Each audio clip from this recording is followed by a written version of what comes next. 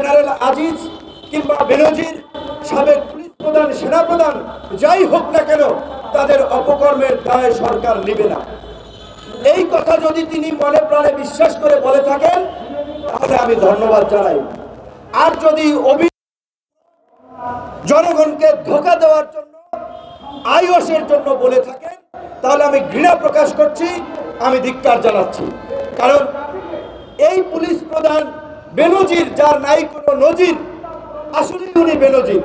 তো এই বেনজিরকে পুলিশ প্রধান কে বানিয়ে ধাপে ধাপে প্রমোশন দিয়ে এই ডিএমপির কমিশনার, র্যাবের প্রধান, তারপরে পুলিশ প্রধান কে বানিয়েছে? শেখ হাসিনা বানিয়েছে। কাজে এই বেনজিরের অপকর্মের দায় শেখ হাসিনাও এড়াতে পারেন না। বিভিন্ন সন্ত্রাসী গ্রুপ যারা নিয়ন্ত্রণ করত এই আজিজ পরিবার, সেই পরিবার থেকে প্রধানমন্ত্রী সেনা প্রধান নিয়োগ দিয়ে তার রুচি এবং তার মানসিকতার বহিঃপ্রকাশ করেছেন।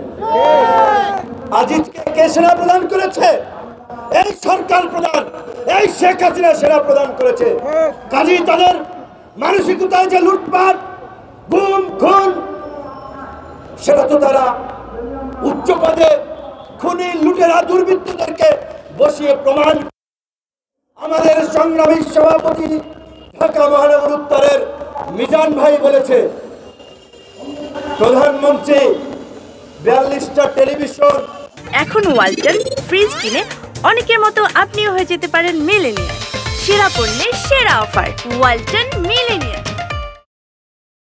সামনে কথা বলছেন, সাংবাদিকদেরকে গরু ছাগল মনে করছেন, মানুষকে পাগল মনে করছেন, উন্মাদ মনে করছেন, তাই তিনি মিথ্যে বলে যাচ্ছেন। সাংবাদিকরা চুপচাপ সেটা ফলো করে লিড নিউজ করছেন, টেলিভিশনে প্রচার করছেন, আর আম পাবলিক শুনে আর হাসে। কথা ওই জায়গায় চলে গেছে যে যায় যদি যাক প্রাণ, হীরকরা যায় ভগবান। শেখ হাসিনা যাই বলুক না কেন, ওইটাই আসমানি কিতাবের বাণীর মতো সত্য তাদের কাছে, আওয়ামী লীগের নেতাদের কাছে। এবং তিনি প্রতিনিয়তই এই ভোট আর নির্বাচন নিয়ে মিথ্যাচার করে যাচ্ছেন, জনগণের সঙ্গে ইচ্ছামি করে যাচ্ছেন যে জনগণ আমাদেরকে ভোট দিয়েছে, আমরা এদেশে জনগণের ভোটের অধিকার ফিরিয়ে দিয়েছি, ভাতের অধিকার ফিরিয়ে দিয়েছি, আওয়ামী লীগ না থাকলে এদেশে উন্নয়ন হয় না। এই সমস্ত ফালতু কথা বলে বেড়াচ্ছেন, ইচ্ছামির কথা বলে বেড়াচ্ছেন একটা দেশের প্রধানমন্ত্রী, এবং রাষ্ট্রীয় মস্করা করছে। তো ওই যে আমাদের এক ভাই বলছে না, দুইজনে গল্প করতেছে, আমার ফেসবুকে দেখলাম লেখা লেখি হচ্ছে, একজন জিজ্ঞাসা, ভাই দেশের অবস্থা কি? দেশের কেমন?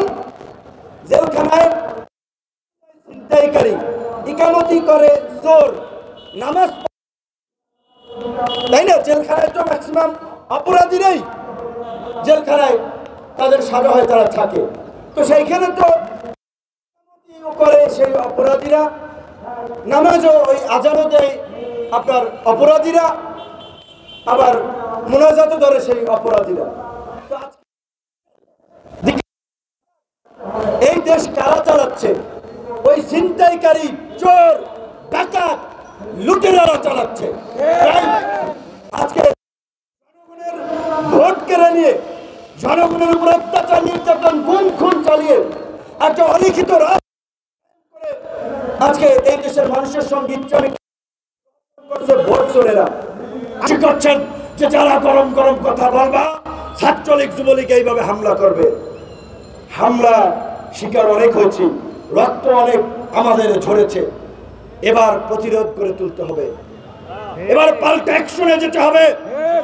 যদি অ্যাকশন শুরু করেন তখনই তাদের পরাজয় বরণ শুরু হয়ে যাবে, কথা পরিষ্কার। মায়ের খাবো আমরা মাথা ফাড়াবো, আমরা শরীর দিয়ে রক্ত ঝরাবো, আর এক বিন্দু শরীরের রক্ত যদি আমাদের যারা ঝরাতে আসবে তাদেরও রক্ত ঝরিয়ে তারপরে আপনারা ঘরে ফিরবেন। আমাদের অনুরোধ, এজেন্সি ভাইদেরকেও পরিষ্কারভাবে বলতে চাই, আজিজ বেনজিরের দায় নিচ্ছে না, আজিজ বেনজিরের দায় নিচ্ছে না, আপনাদের দায় নিবে না। এই যে রনি ভাইকে হামলা করিয়েছেন, এটা মোবাইল ট্র্যাক করে হামলা করিয়েছেন। মোবাইল ট্র্যাক আছে এনজিওর, এই এজেন্সির কাছে, এজেন্সি জড়িত। শ্রবণকে হামলা করিয়েছেন, এইগুলো এজেন্সির প্ল্যান। কারা কারা খেলছেন আমরা তাদের নাম পরিচয়ও জানি। আপনারাও কিন্তু সাইজ হয়ে যাইবেন। আমরা সাইজের উপরে আছি 12 বছর, আমাদের আর ভয় নাই, আমাদের আর ভয় নাই।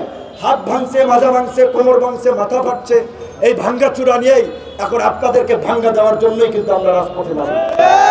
সাবধান হয়ে যান, ভালো থাকবেন সবাই। আসসালামু আলাইকুম।